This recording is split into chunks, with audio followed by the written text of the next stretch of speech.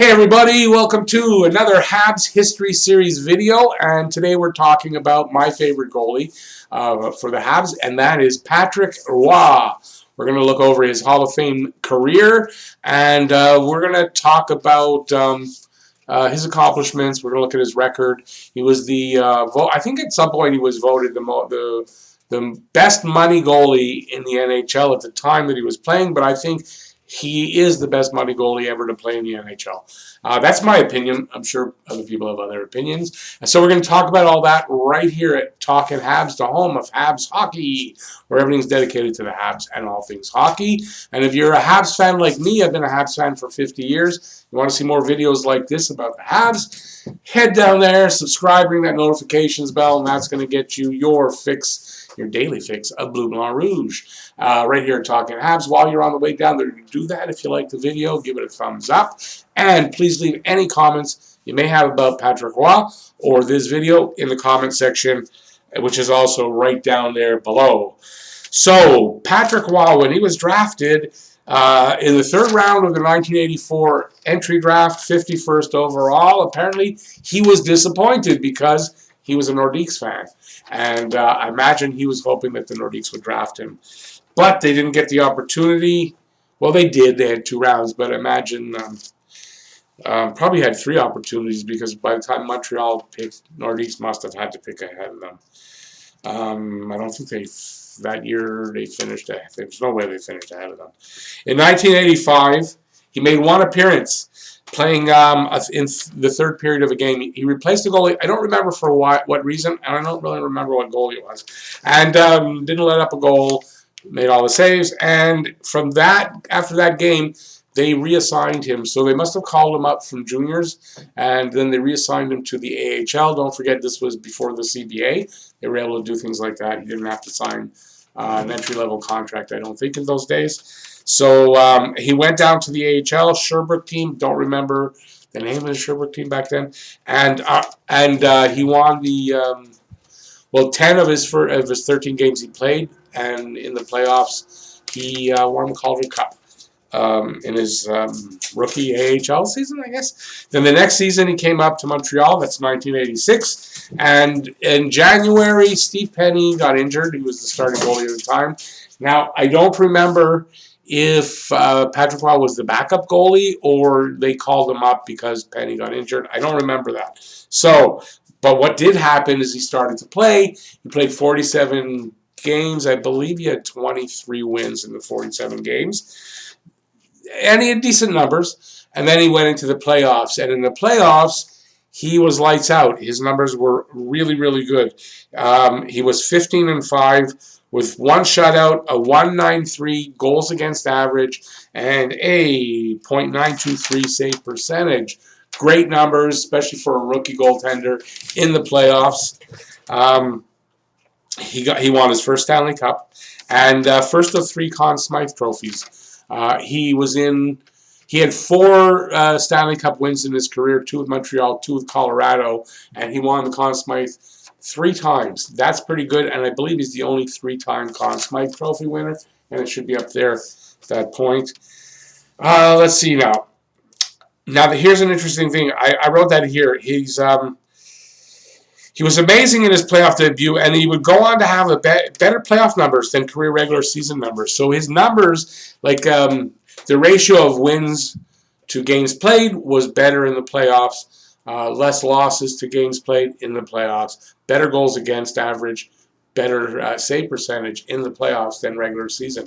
He was a money goalie, without a doubt. You go into Game 7 of any series, and you want Patrick Roy in that. So St. Patrick had arrived, and that year we had 2 St. Patrick's Day parades here in Montreal. And by that I mean we had St. Patrick's Day parade, and then after the Stanley Cup parade, St. Patrick. Big part of that win. Big part. It was a young team, balanced with some veterans, and Patrick Roy was lights out. I remember, I have this one memory of that year. I believe they played the Rangers. There was a 5-minute, it seemed like 5 minutes they were throwing pucks at him. Boom, boom, boom, boom, boom. He was all over net. That Patrick Roy had arrived then. He was amazing. And I remember that year when I was my girlfriend and I, we used to work together. We had to come home late a few times on game night, and coming into the building, you could hear literally people, like, I knew there was a goal scored. You could just hear everybody screaming. Anyways, that's a memory I have from that year. And Patrick Roy had arrived. St. Patrick. He would go on to 10 more seasons here in Montreal, winning trophies and awards. He was idolized here and is still my favorite Habs goalie of all time. In 1992-93, Roy was having a very up and down season. And talk of trading him, believe it or not, there was talk of trading him. He was my favorite goalie. There's no way. I don't care how bad he was playing. I didn't want him traded. Okay, and he wasn't playing like horrible, but he wasn't playing up to Patrick Roy. So there was talk of trading him. And there was a poll taken, I don't know if it was radio or newspaper or whatever, but there was a poll taken at the time, and 57% of the people answering that poll were okay with him being traded. And that was ridiculous. Then the playoffs came around. And after looking ordinary in the first of 2 games against Quebec, and then we were worried, okay, this is not looking good. They're going to go out in the first round. Patrick had a bad year. He's not going to be able to do it. Then the talk by the Nordiques fans and in the newspapers was of how Ron Hextall, who was the goalie for the Nordiques at the time, was beating Patrick Roy. Hextall's better than Roy. Hextall's beating him. And I saw a video where they talked about they talked about this on a video, and he said that got him to just bear down, he was just lights out. There was 10 consecutive, not every game in a row, but through the rest of the playoffs, 10 overtimes and 10 wins. That's 10 consecutive. The first team ever to do that. The record had been 9, and that was done over 2 seasons. And so Montreal did 10, and they did that in 1 season, and largely due to Patrick Roy's stellar play in overtime. It got to the point where you knew the last 2 or 3 overtimes, you just knew they were winning because they had won everything. You were still on the edge of your seat because of the Stanley Cup Finals. They had 3 of them in the finals, and you just knew who was going to win. So, where was I at? Yeah, so he was looking ordinary in the first 2 games. He dug down. I think I said it all. Anyways, Montreal would go on to beat Quebec in 6. Sorry, I got lost. I had written stuff, and then I went into my... Anyway, if you watch my videos, you're used to this. Montreal would beat Quebec in 6. They would go on to sweep Buffalo, and then beat the New York Islanders in 5. And then came Gretzky and the LA Kings, and it would take them 5 games there. LA would win the first game. The reason I think for that is Montreal had beaten the Islanders in 5, and they had, I think, something like 4 or 5 days off before LA could beat Toronto. So Toronto almost, it was Game 7. I don't know if it went to overtime, but it was damn close. It was almost Montreal-Toronto in the Stanley Cup Finals. Wow, that would have been awesome. But didn't happen. Gretzky and the Kings came in, and they won the first game. So what did I write here? Yeah, so Montreal beat them for their... they won the next 4, 3 of them in overtime. And, Patrick Roy was unbelievable. He won the Conn Smythe Trophy. And there was... I don't remember what game it was, but that was the series with that famous Patrick Roy wink. When he winks at somebody, and that somebody is Patrick Sundstrom. I'll never forget that. We were like... such respect, such love for this guy when he did that. When that happened live. Unbelievable. It still fills me with like pride even today. I'm not trying to remember where I get that. Okay, 24 games into the 1995-96 season, and newly hired coach Mario Tremblay, one of the worst, if not the worst coach hiring in the history of Montreal Canadiens, and I would have to say probably Boom Boom Geoffrion was the other. And only because Geoffrion just couldn't handle it at all. The pressure of it, and had to leave with like 30 games into the season. But Mario Tremblay was the worst coach I had ever seen. Goes along with Régent Houle that they put in the GM spot, and it was just horrible.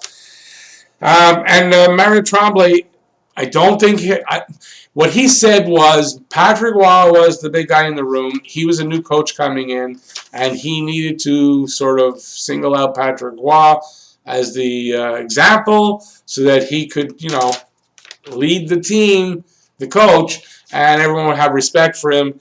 And they had problems, and so he left them in a game where it wasn't Patrick Roy's night. It was against the Detroit Red Wings. He let up 5 goals in the first period, and believe me, when they came back in the second and he was still in nets, we said, "What the hell is going on?" You don't. He's not. He's having an off night. You don't leave him in. He left him in for another 10 minutes. Patrick Roy gave up another 4 goals, so it was 9. Might have been 9-1. It ended up 11-1 that game, and that's when he pulled him. When he pulled him, Patrick Roy was furious. He walked along the bench. They got face to face. He stood there for a second or two looking at him, walked away over to where the president of the team, Ronald Corey, sat, and he told Ronald Corey, "That's the last game I'm playing for Montreal." And he went into the dressing room, and it was the last game. They suspended him the next day and then traded him 4 days later. They traded him along with the captain of the team, Mike Keane, to Colorado Avalanche. So think of that. You're giving Patrick Roy, probably the best goalie in the game at the time, and you just traded him along with your captain, and all you got back was Jocelyn Thibault, who was a good goalie on his own, but the pressure was going to be too much for him here. Any goalie was not going to make it here. Martin Rosinski, who went on, he did pretty good while he was here, and Andrei Kovalenko, who didn't really last here long. He was kind of a tank of a player, but you gave up Patrick Roy and somebody else, and that's all you got back. We were devastated here. Devastated. Now, I'm a fan, and I'll always be a fan, and I still watch them and still supported them through that, but I hate Mario Tremblay to this day. I hate Ray-Jean Houle to this day, and I don't think this team has recovered yet from what happened in 95-96. That's how bad that was. Okay, that's my rant. I got to get to where I was. So they traded him for that. He went to the Avalanche, and then just to rub salt into the wound, the Avalanche wins the Cup. In their first year in Colorado, so the Nordiques fans in Quebec also hated this. Montreal fans here, we were devastated. It really was. It was probably the worst season of my fandom of Montreal, the darkest season, in my opinion. He would play 8 seasons in Colorado, winning his 4th Cup and 2nd with the Habs in 2001, and I think that was his 3rd Conn Smythe Trophy win. He retired May 28, 2003, and would go on to coach in the QMJHL with the Quebec Remparts. And I think he was also either the owner, also part owner, and GM, or just the GM, something like that. And then he was hired by the Avalanche. He coached there for 3 years. He was also the VP of hockey operations. But apparently he was basically the GM without the title until Joe Sakic got there. And once that happened, pretty much that first season, the next one, Patrick Roy was gone, and Joe Sakic has been running the team ever since. And that's that. I'm going to get to the board, and we'll just go over his accomplishments and we'll look at his record. And yeah, we'll do that in a sec. All right, see, this time I remembered to turn the video camera on, and see, if you watch my last video, you know what I'm talking about. Okay, Patrick Jacques Roy. I didn't know his middle name was Jacques, so you learn something new every day. Number 33, born October 5th, 1965. He's 54 years old today. He was 6'2", 190 pounds in his playing day. Goalie, obviously, and he caught left, which was normal. Most goalies were catch left, blocker in the right. 3rd round pick, 1984, 51st overall. And I wrote there, Nordiques fan, because I didn't know that before. Nickname, St. Patrick, and well-deserved. Stanley Cup and Conn Smythe winner 3 times, and the only 3-time Conn Smythe winner. The only one in different decades as well, and the only one for different teams. So he's got a couple of records there. My cat and dog are off playing. Number 33 was retired by both the Habs and the Avalanche. Popularized the butterfly style that most goalies, I say most goalies, I haven't seen a stand-up goalie in forever, that goalies use today. Number 22 in the hockey news is 100 greatest hockey players of all time, 1998. Named one of the 100 greatest NHLers of all time in 2017. First one was by the Hockey News. Second was actually the NHL did that one. He won the Stanley Cup and Conn Smythe in his rookie season.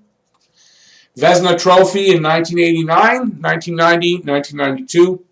Jennings Trophy in 1987, 88, 89, 92, 2002. Conn Smythe Trophy 1986, 93, and 2001.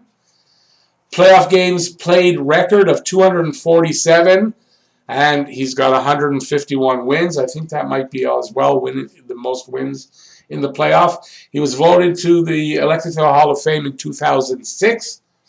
He won 200 games with over 200 games with two different teams each. That's I don't know if anyone else has done that. And I think he was the first goalie. Yeah, I said over there. Number 5 in Hockey News' top 60 since 1967. First goalie to 1,000 NHL games and first goalie to win 500 games.